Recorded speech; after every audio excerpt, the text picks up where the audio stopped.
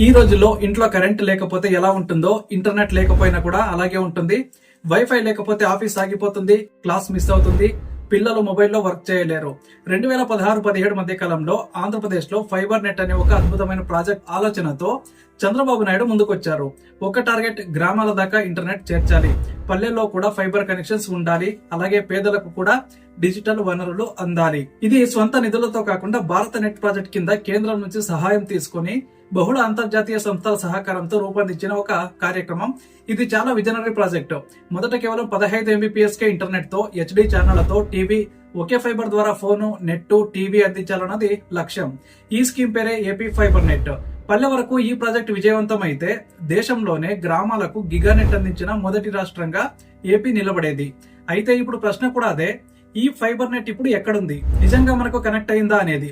2019లో ప్రభుత్వ మార్పు తర్వాత ఆ ప్రాజెక్ట్ స్పీడ్ మందగించింది. కానీ ప్రభుత్వం మారినా అభివృద్ధి ఆగకూడదు అనేది ప్రజల ఆశ. కానీ నిజం వేరే. జగన్ ప్రభుత్వం అధికారంలోకి వచ్చిన తర్వాత ఏపీ ఫైబర్ గ్రిడ్ స్కామ్ అనే కేసు తెరపైకి వచ్చింది.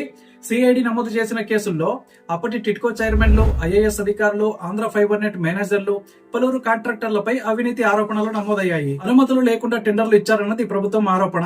అయితే అప్పుడు ప్రతిపక్షంగా ఉన్న టీడీపీ ఇది అసలు ప్రాజెక్టును నాశనం చేయాలనే కుట్ర అని చెప్పుకొచ్చింది. ప్రాజెక్ట్ ఆపేయడం వల్ల అప్పటికే అమలులో ఉన్న ఫైబర్ కేబుల్స్ ని మురికి తవ్వకాల్లో తొలగించేశారు.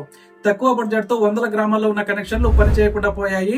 ఒకప్పుడు 149 ఒక నెలకు ఇచ్చిన ఇంటర్నెట్ అండ్ టీవీ కనెక్షన్ ను ఇప్పుడు ప్రైవేట్ సంస్థలు 700 నుంచి 1000 రూపాయల వరకు వసూలు చేస్తూ ఉన్నాయి. మరి పేదవాడికి ఇది ఎంత భారం? అదే ఆంధ్ర ఫైబర్ నెట్ ప్రాజెక్ట్ కొనసాగితే చదువు, ఉద్యోగాలు, టెలిమెడిసిన్ ఇవన్నీ కూడా రూరల్ ఏరియాలో కూడా జరిగే అవకాశం అయితే ఉండేది. ఈ ప్రాజెక్ట్ అటు విశాఖ టెక్ ఫెస్టివల్, ఇటు అమరావతిలోని GIS డేటా లింకింగ్, ఇటు వెబ్ కాన్ఫరెన్స్ ఫెసిలిటీస్ అన్నిటికీ కూడా మూలాధారంగా ఉండేది. అయితే అప్పుడు ప్రభుత్వం నుంచి వచ్చిన వివరణ ప్రకారం ఇదంతా కూడా అవినీతి కేసులో చిక్కిన ప్లాన్. మళ్లీ విచారణ తర్వాతే ముందుకు వెళ్తామని తేల్చేశారు. కానీ 4 ఏళ్లు కావచ్చినా విచారణ పూర్తి కాలేదు. ఇటీవల 2024-25 మొదట్లో కొన్ని జిల్లాల్లో ఏపీ ఫైబర్ నెట్ కనెక్షన్లు పునః ప్రారంభించే ప్రయత్నాలు కనిపించాయి. కానీ వాటి వేగం చాలా మందికి చేరుకోలేదు.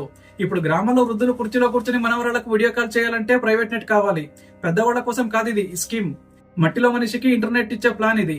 కానీ ఇప్పుడు అది మాయమైపోయింది. ఫైబర్ నెట్ గురించి విద్యార్థులు ఎప్పటికైనా మాట్లాడతారు. గ్రామాల్లో ఇప్పటికీ ప్రైమరీ స్కూల్స్ కి ఒక మౌలిక నెట్ కనెక్షన్ కూడా లేని పరిస్థితి చూస్తే మనమే ఎందుకు అడగకూడదు?